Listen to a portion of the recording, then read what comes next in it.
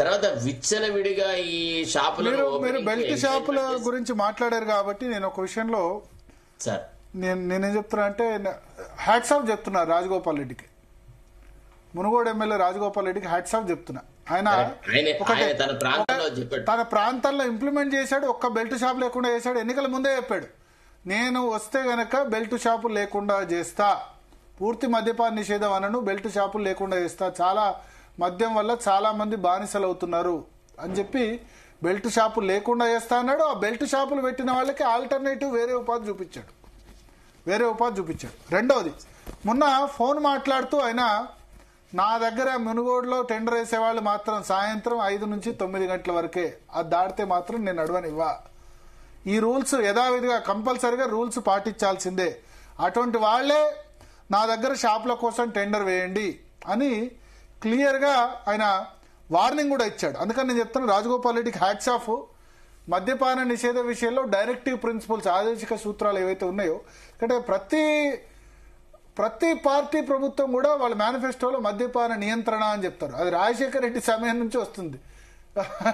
రాజశేఖర రెడ్డి మద్యపాన నియంత్రణ అని చెప్పి ఎవరో ఒక అవేర్నెస్ కమిటీ అని ఒకటి వేసి వదిలేసుకున్నారు. పక్క రాష్ట్రంలో ఆంధ్రప్రదేశ్లో జగన్ కూడా అంతే, 99% హామీలు నెరవేర్చాయంటారు. మద్యపాన విషయంలో హామీ నెరవేర్చక అక్కడ లిక్కర్ స్కామ్ అయింది.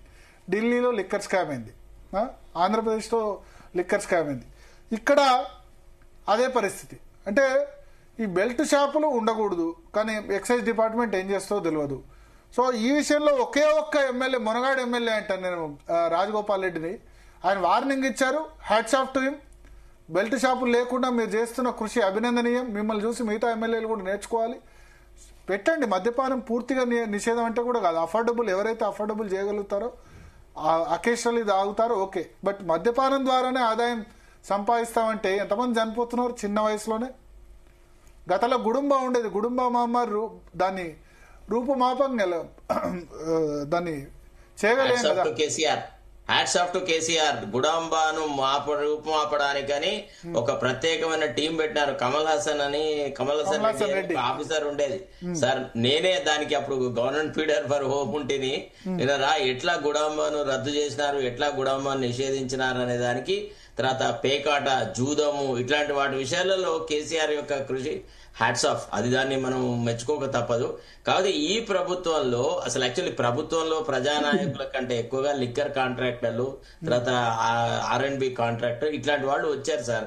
వీళ్ళకు ప్రభుత్వ విధానం అనేది పెట్టుబడితో కూడినటువంటి పని.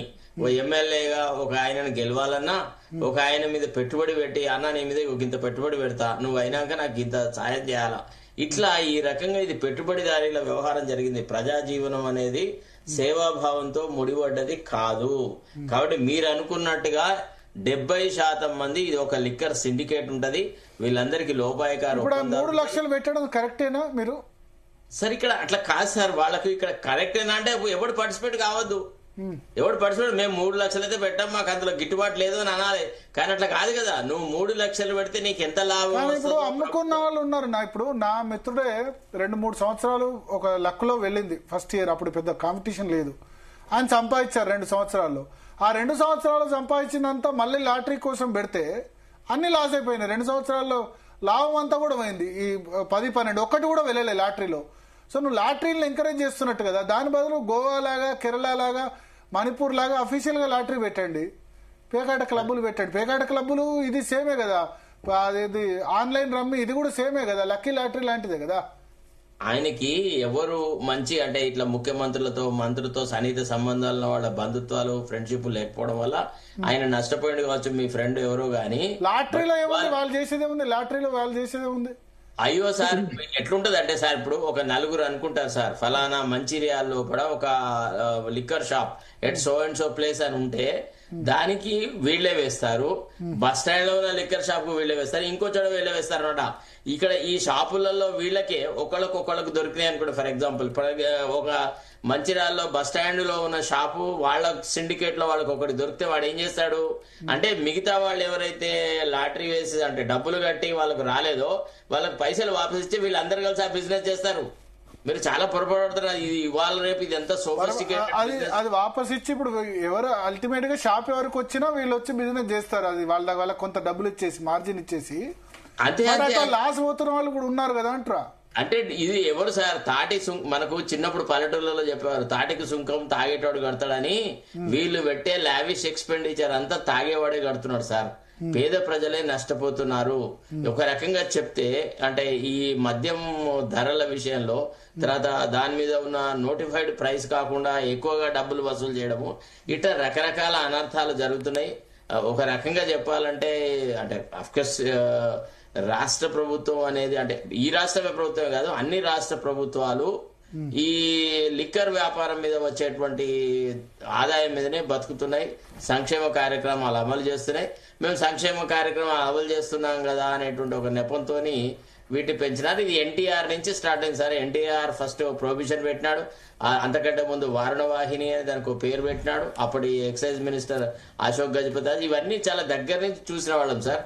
విషయం ఏంటంటే ప్రభుత్వాల్లో మొరాలిటీ అనేది తగ్గిపోయింది. గాంధీజీ ఏదైతే ప్రొహిబిషన్ ఉండాలి, మత్తు పానీయాల వల్ల ఇట్లా ప్రజారోగ్యం దెబ్బతింటది అది అని చెప్పిన గాంధీజీ వారసులు అని చెప్పుకునే కాంగ్రెస్ వాళ్ళు ఈనాడు లిక్కర్ వ్యాపారంతోనే మన జీవన విధానం గడుస్తుంది అనే స్థాయికి దిగజారినారు. అది ఒకటే బాధాకరమైన విషయం అన్నారు. ఓకే, దిలీపాచారి గారు జాయిన్ అయ్యారు భారతీయ జనతా పార్టీ నుంచి. Bharatiya Janata party official spokes